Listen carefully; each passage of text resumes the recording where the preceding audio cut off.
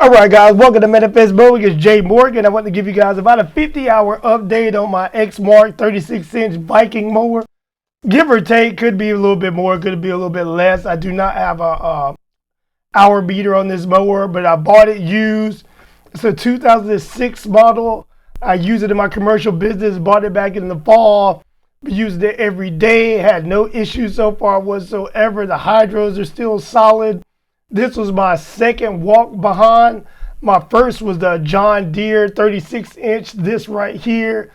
The thing I love about this one over the John Deere is the pistol grip would fatigue my hands a lot.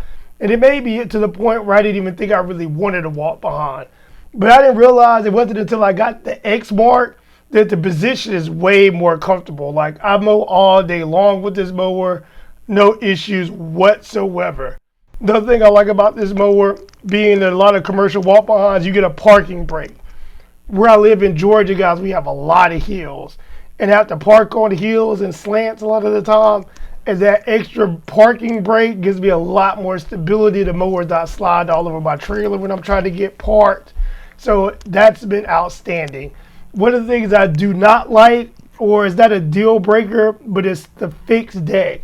I like how a lot of the other newer mowers they have a floating deck. And I would even like one that would have the 4 pins in the corners. I like that setup. I like how the Toro and also the Skag mowers, really, I wish I would just have a handle and make it a lot easier, guys, because especially with my customers, I'm sure you guys as well, have a lot of customers that have different types of grass, and it's a lot of different heights. And just going up in front of these casters and pulling these pins out all day long gets aggravating. But then again, I did buy this mower because it was an outstanding deal. It was a hydro drive mower, and it was about the price that a lot of guys spend on belt drive mowers.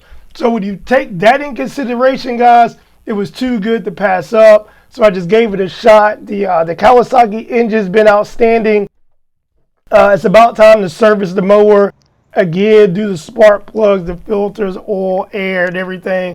But guys, as far as issues, like, I've had zero issues whatsoever. I've added a chute blocker to it. I've done a little bit of everything with this mower. In the fall, I did a lot of leaves. I mulched leaves with this, no problem whatsoever. I'm up and down hills. I've done backyard cleanup. I almost essentially use this mower like a brush cutter, and it's handled everything, no problem. As far as cranking up the mower, usually pulls on the first pull every time. Every once in a while, it'll take 2 pulls. But that's just usually when I'm doing a lot of mowing in dusty conditions and kind of dust builds up around my air filter. But when that's cleaned out, 1 pull start every time, no problem. It's got a 5-gallon fuel tank. The Kawasaki is a little bit thirsty in gas, but that's not that big of an issue. I think the Husqvarna I have was probably the best on gas. Because I love this Kawasaki engine. It's durable, it's rugged, gets the job done. So, I mean, as far as this goes, I'm really happy. I'm a big fan of Exmark. I would actually like to upgrade to a 48-inch and keep this mower as well. I mean, everything I've thrown at this mower, I've been really impressed with it. I like the fact that it's got a light footprint. So when it's a little damp, guys, instead of tracking up the lawn, I can just step off, walk behind the mower. The versatility is outstanding.